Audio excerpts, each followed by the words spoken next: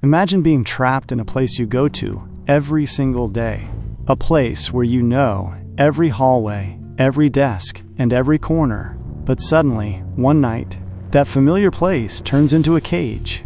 The power goes out, the doors lock behind you, and as you stand in the pitch-black darkness, you realize you aren't the only thing lurking in the stairwell. Stick around and don't skip ahead, because this is one of those late-night stories that will make you rethink ever taking the stairs again. It was late November, right before the holidays. I was working a typical corporate job in a massive 15-story office building right in the middle of downtown. You know the drill.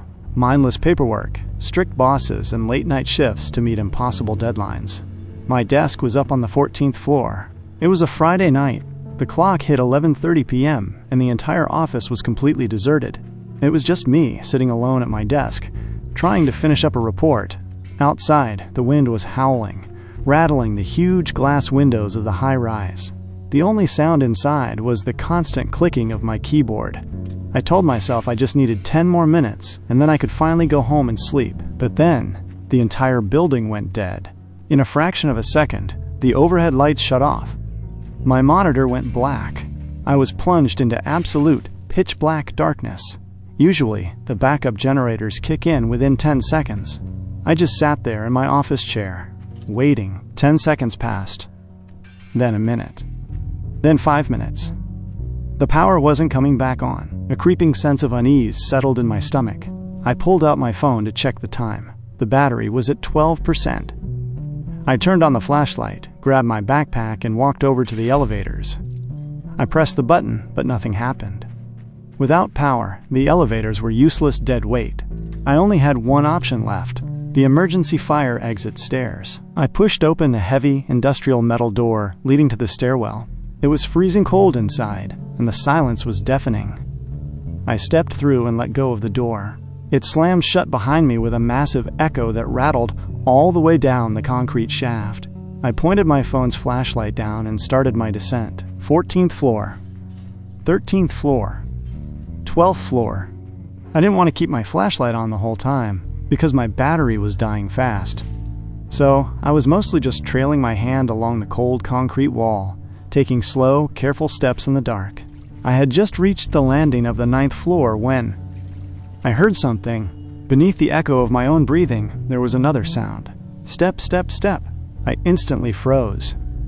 I stopped moving completely, my heart hammering against my ribs. The moment I stopped, the footsteps stopped too. Absolute, dead silence. I tried to convince myself it was just paranoia, or maybe a night shift security guard doing his rounds. I took a deep breath and started walking again. Step, step, step. This time, the sound was louder. And the most terrifying part? The sound wasn't coming from above me. It was coming from below. Someone, or something, was climbing the stairs, coming directly toward me. I forced myself to speak. I leaned over the railing and yelled, "Hello! Is someone down there? Is that security?" My voice echoed down the long shaft and then faded away. No one answered. But then, the rhythm changed. Whoever was down there stopped matching my pace. Instead, they started rushing up the stairs. Fast, heavy, aggressive thuds. It sounded like bare feet slapping against the concrete, taking 2 or 3 steps at a time. Pure panic took over. I spun around and sprinted back up to the 9th floor door. I grabbed the metal handle and yanked it down. It was locked. Fire exit doors are designed to open from the inside of the office, but they auto-lock from the stairwell side to prevent break-ins. I was completely trapped in the stairwell. I scrambled up to the 10th floor door. Locked. The footsteps were getting dangerously close.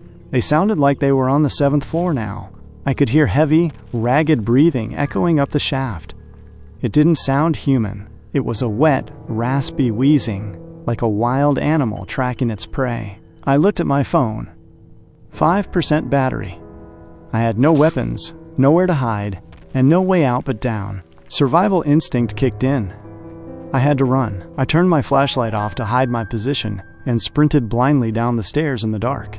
I practically threw myself down from the 8th floor to the 7th. I slammed my shoulder against the wall, scraping my knees, but I didn't stop. I hit the landing of the 6th floor, and that's when my flashlight flickered on for just a split second, lighting up the stairs below me. What I saw is burned into my brain forever. Standing on the landing between the 5th and 6th floors was a figure. It was impossibly tall and bone-thin. It wasn't wearing any clothes.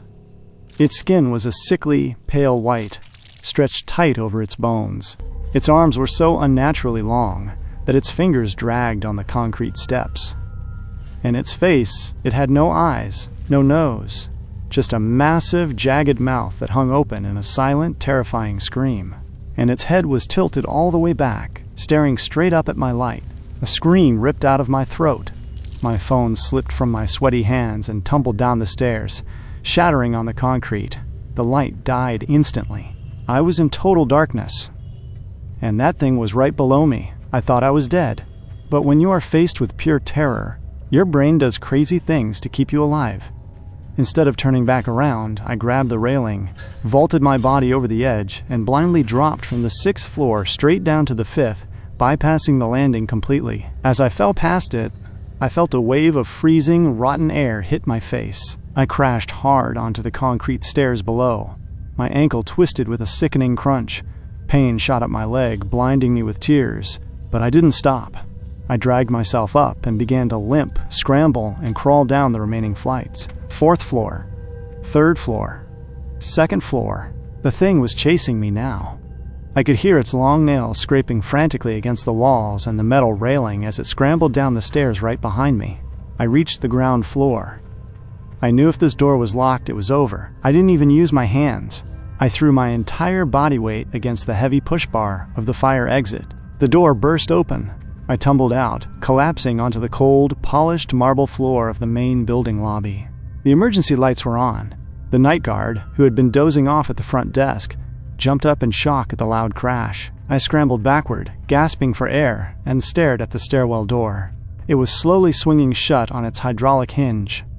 And in the dark gap, just before it closed, I saw 2 long, pale hands reach out, desperately trying to catch the edge of the door. But then the guard yelled out, asking if I was okay. The pale hands snapped back into the darkness. The heavy metal door clicked completely shut. The guard ran over to me. I was drenched in cold sweat, bleeding and trembling uncontrollably. He asked me what happened, if I was attacked. But what could I possibly tell him? That there was a monster in the fire exit? He would have locked me in a psych ward. I just told him I tripped in the dark and fell down a few flights. I emailed my resignation the very next morning. I never went back to that building. My laptop and whatever was left of my shattered phone are probably still sitting there. Even now, if I'm ever in a high-rise building and someone suggests taking the stairs instead of the elevator, I just hear that rapid, heavy slapping against the concrete. The dark isn't just an absence of light. Sometimes, it's a hiding place for the things we were never meant to see.